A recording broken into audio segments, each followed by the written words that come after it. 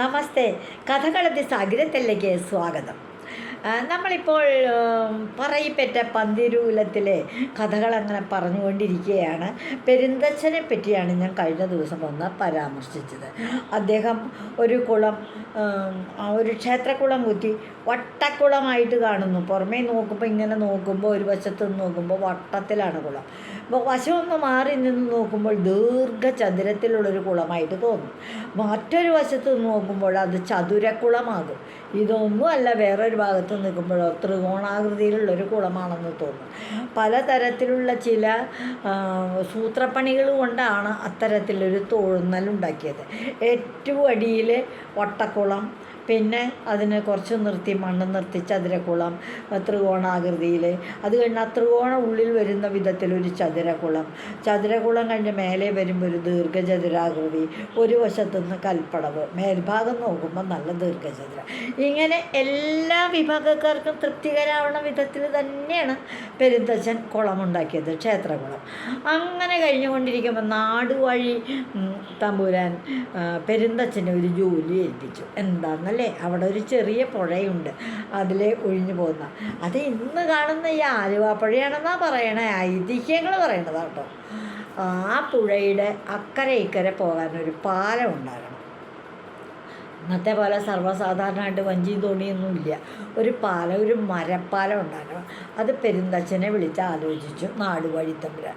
പെരുന്തച്ഛൻ പറഞ്ഞു, ആവാം, നമുക്കൊരു പാലം ഉണ്ടാക്കാം എന്ന് പറഞ്ഞു. മരപ്പലക കൊണ്ടുള്ള പാലങ്ങൾ തൂണുനാട്ടി പെരുന്തച്ഛൻ ഈ പറഞ്ഞ പോലെ സഹായികളെയൊക്കെ കൂട്ടി പാലങ്ങളും ഉണ്ടാക്കി. അപ്പോൾ ആ പാലത്തിൻ്റെ പണിക്ക് നാടുവാഴി തമ്പുരാൻ്റെ കോവിലകത്ത് പലപ്പോഴും ഇങ്ങനെ ഓരോരോ ആവശ്യങ്ങൾക്കായിട്ട് പെരുന്തച്ഛൻ പോകാറുണ്ട് കേട്ടോ. പോകുമ്പോൾ കൂട്ടത്തിൽ അദ്ദേഹത്തിൻ്റെ മകനും ഉണ്ടാകാറുണ്ട്.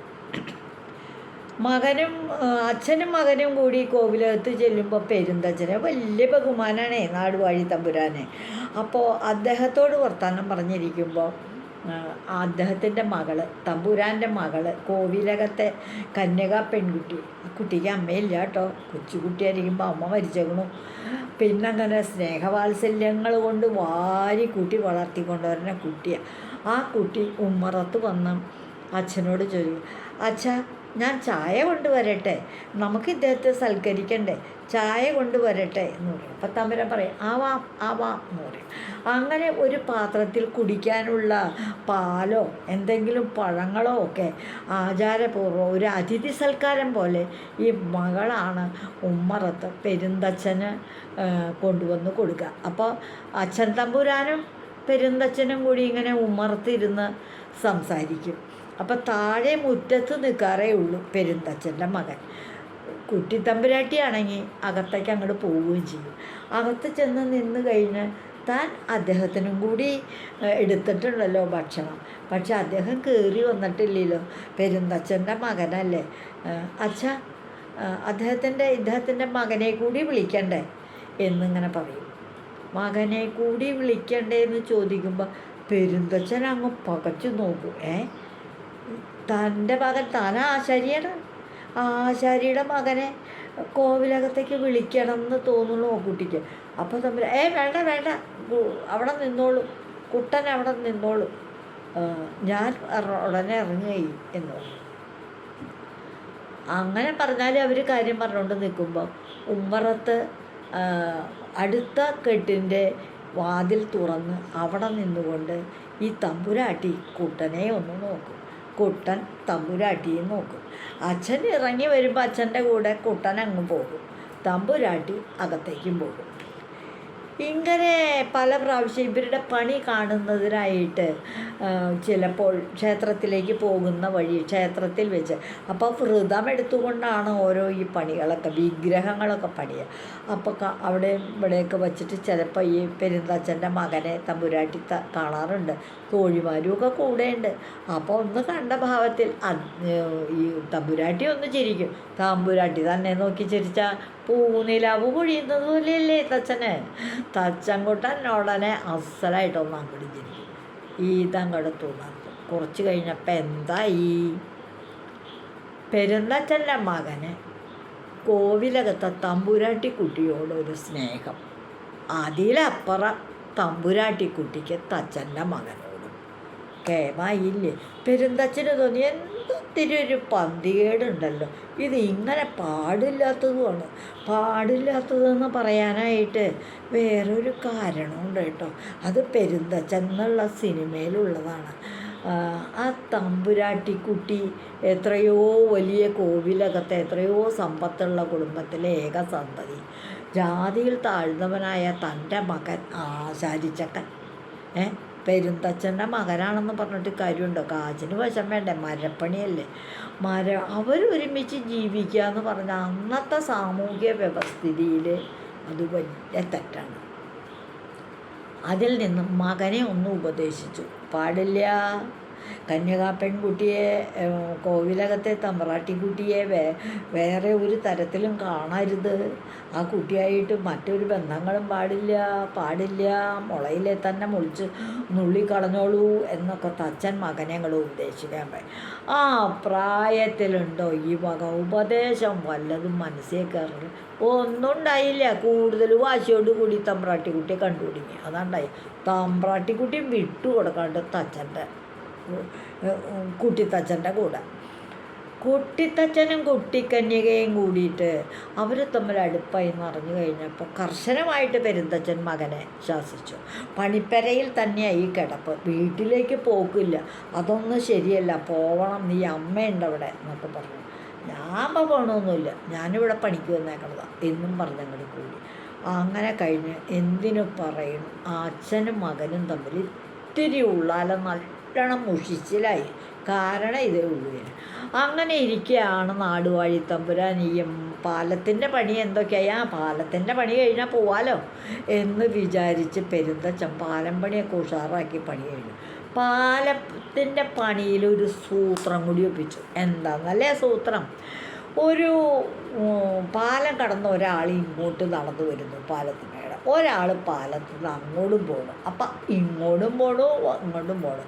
രണ്ട് കൂട്ടരും തമ്മിൽ നടുഭാഗത്ത് എത്തുമ്പോൾ അല്ലെങ്കിൽ പാലത്തുമ്പോൾ വെച്ച് എവിടെയെങ്കിലും വെച്ച് കണ്ട് അവർ തമ്മിൽ വർത്തമാനം പറഞ്ഞ് നിന്നാലുണ്ടല്ലോ, ഈ പെരുന്തച്ഛൻ അവിടെ ഒരു വലിയ നീളമുള്ളൊരു വടി പോലെ, തോട്ടി പോലെ, അതിൻ്റെ തുമ്പിനൊരു അപ്പം എങ്ങനെയാണെന്ന് വെച്ചാൽ ഒരു വശത്ത് ഈ തോട്ടി ഇങ്ങനെ ഘടിപ്പിച്ചേക്കുക. ആരെങ്കിലും ഇടയ്ക്ക് നിന്ന് തമ്മി വർത്താനം പറഞ്ഞാൽ തോട്ടിയുടെ തുമ്പത്തിരിക്കുന്ന ആ പാവ അങ്ങനെ തന്നെ കീഴ്പോട്ടേക്ക് വെള്ളത്തിലേക്ക് അങ്ങോട്ട് ഇറങ്ങി ഒരു ചരടുമേക്കോടെ അങ്ങോട്ട് ഇറങ്ങി വന്നിട്ട് വായിക്കകത്ത് നിറയെ വെള്ളം എടുത്തിട്ട് ഈ വർത്താനം പറഞ്ഞുകൊണ്ടിരിക്കുന്നവരുടെ മുഖത്തേക്ക് ഒരൊറ്റ തുപ്പ.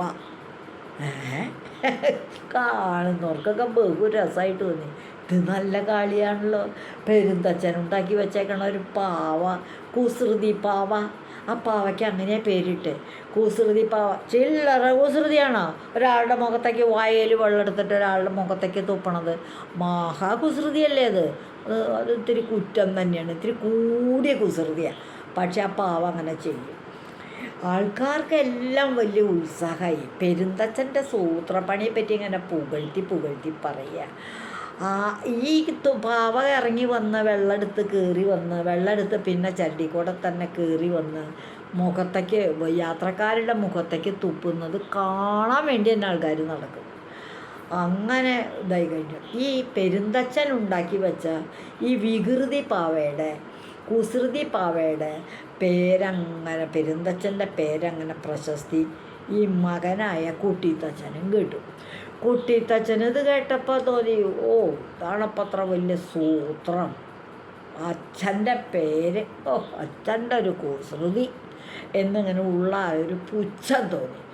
തന്നെ മറുപടി കൊടുത്തേ പറ്റൂ. ആൾക്കാരെ എപ്പോഴും ഉണ്ടാവുമല്ലോ രണ്ടുപേരില്ലേ. കുറേ പേര് പെരുന്തച്ഛൻ്റെ കൂടെ കൂടി, കുറേ പേരും മകൻ്റെ കൂടെയും കൂടി. പെരുന്തച്ഛൻ്റെ കൂടെ കൂടിയവർ പറഞ്ഞു, അസലായിട്ടുണ്ട് പെരുന്തച്ഛ, പാവ. ഒരുപാട് പേരെയായി മൂത്തൂക്കി തുപ്പി കൊണ്ട് കിടക്കുന്നത്. നല്ല കളിയാണത്. ശരി. അതേ സമയം തന്നെ കുറച്ച് പേരും മകനോട് പറഞ്ഞു, തൻ്റെ അച്ഛൻ ഒരു കുസൃതി കാണിച്ചിട്ടുണ്ട് പാലം പണിയിൽ, അതിലെ നടന്നു പോണവരെയൊക്കെ മുഖത്ത് തുപ്പുന്ന ഒരു പാവ ഉണ്ടാക്കി വെച്ചിട്ടുണ്ട് എന്ന് പറഞ്ഞു. കുട്ടിത്തച്ഛൻ അതും കേട്ടു. കുട്ടിത്തച്ഛൻ അന്ന് അവിടെ ഇരുന്നിട്ട് വേറൊരു പാവയുണ്ടാക്കി. ആ പാവയുണ്ടാക്കി പാലത്തിന് മറ്റൊരു ഭാഗത്ത്